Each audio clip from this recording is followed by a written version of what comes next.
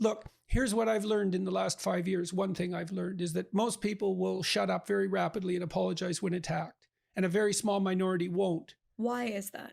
Well, Why because is it? it's so horrible to be attacked. And not only that, because it's so horrible to be attacked, but also because if you're a sensible person and you get attacked, the right thing to think to begin with is maybe you're stupid and wrong. Yes, exactly. Of course. Exactly. It's natural. Well, it's not only natural, it's even it's beneficial, right? I mean, because you want to be reactive to your social surround. And so then the question becomes, well, the first question is, why stick your neck out at all when the cost of sticking your neck out is like extraordinarily high, psychologically and practically, which it's certain, even if you stick your neck out accidentally, which because it's never, I guess, because it's because there are things that are, and I don't know how to say this without sounding cheesy, but like there are virtues that are so much more important than getting ratioed on Twitter. There just are. There are, again, without sounding too like high-minded, if you can get in touch with things that you're willing to risk your life for, or let's say risk your reputation for, it's only then will you be able to withstand the pain of the lies and the slander. Okay, so what you gave up your job at the New York Times. I'm going to return to this point you just made. I want to run through the biography again. Now, you're working at the New York Times. You're not the world's most popular person there. No. So you're paying a price. Now, you can obviously tolerate that. You're constitutionally built so that you can tolerate that. I think that I'm not an expert in this subject, but I think that I would qualify as highly disagreeable. Yes, according to your definition. Although it's hard for me to say that because I really care what other people think about me. Yeah, well, you might be high, and you should take my personality test and find out, because I suspect you're low in politeness and high in compassion.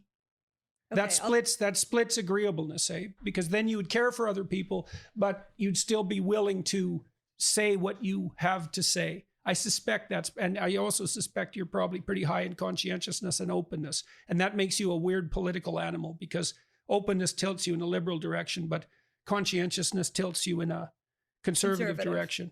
But it'd be worth taking the test to find out. I'll take it. I've never taken it. In general, I've never taken personality test. I don't know what my Myers-Briggs is either, but I will take it. I guess it's a longer conversation, but the question of how to incentivize, like, I'm obsessed with the idea of courage and what makes people courageous, or what makes people willing to be Natan Sharansky or be Andrei Sakharov. Like, what is it? I think it's fear of God. Yeah. They say that's the beginning of wisdom. Well, I mean that I mean that genuinely, but also metaphorically. A lot of courage, I think, is being afraid of the right thing. Like, I don't think it was courage that drove me to do what I did 5 years ago in Canada. I think it was fear of what was coming as an alternative.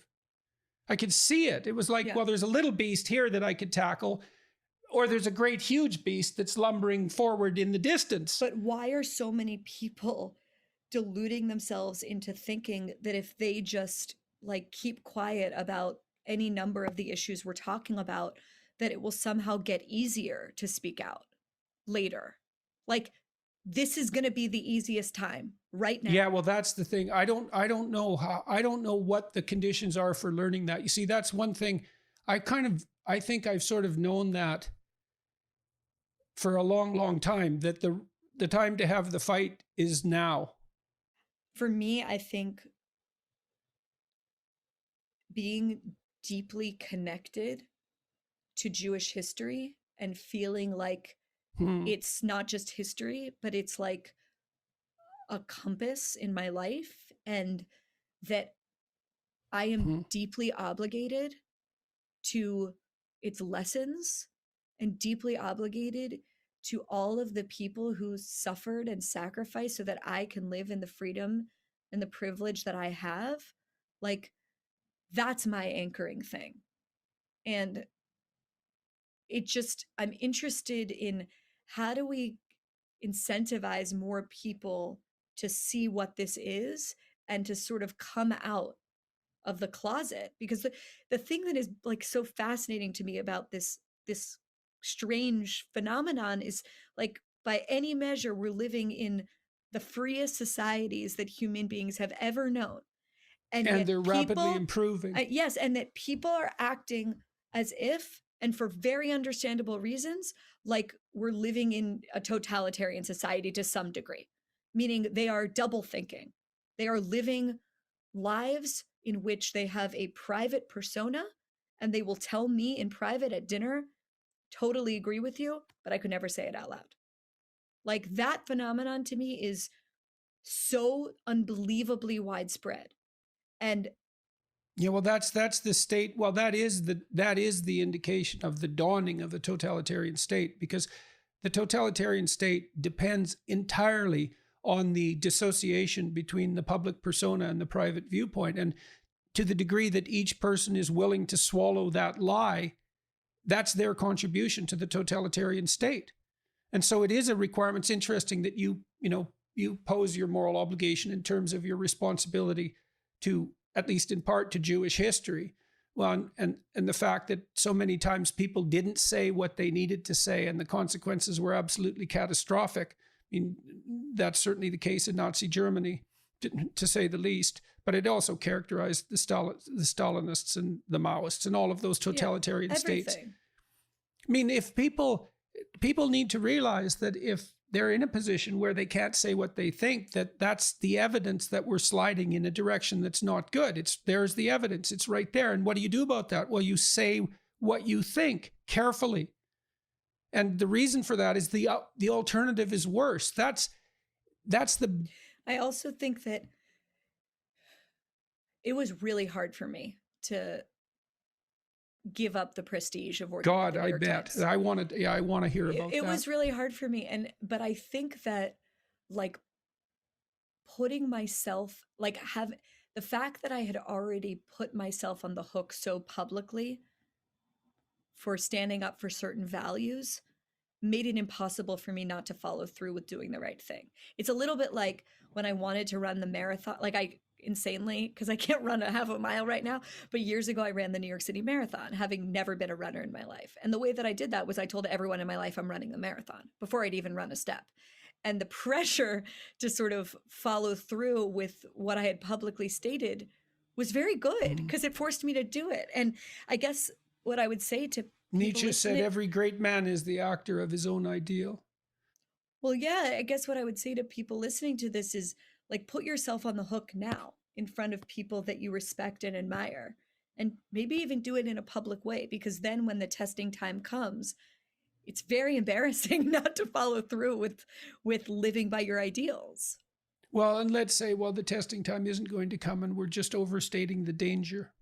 Because that's the rationale, right? That's the rationale. Well, do you think we're overstating it? We could talk about France. Well, I don't know, right? Because who knows, right? I don't know which way history is going to turn. It doesn't look very... I'm certainly not happy with what's happening in the universities. I'm not happy with what's happening in the scientific journals. It doesn't seem to me a great thing that diversity, inclusivity, and equity is popping up absolutely everywhere, that human resources departments have a stranglehold on corporations. All I'm saying is that if we're living in a world in which people cannot say their commonsensical views out loud, okay, I'm not talking about political views. I'm talking about, are there differences between men and women? Is America fundamentally a good place? Is Lincoln a hero? Like, these are basic things that have become taboo. If we cannot say those basic things out loud, and if those ideas about the fundamental goodness, let's say, of the American project, but really of the Western project, have become... Really, I would say more than that. I would say of humanity itself, because this is a fundamental critique. The idea that our social institutions are predicated on exploitative power, that's a critique of the human spirit. Sure. It goes past even the West.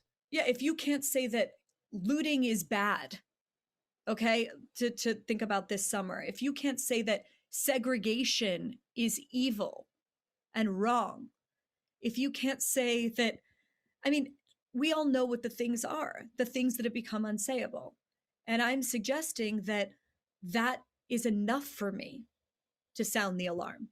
And if it turns out that I was a little paranoid or hysterical, but I made these things more sayable in sounding the alarm, I'm okay with that. I'd rather be wrong now.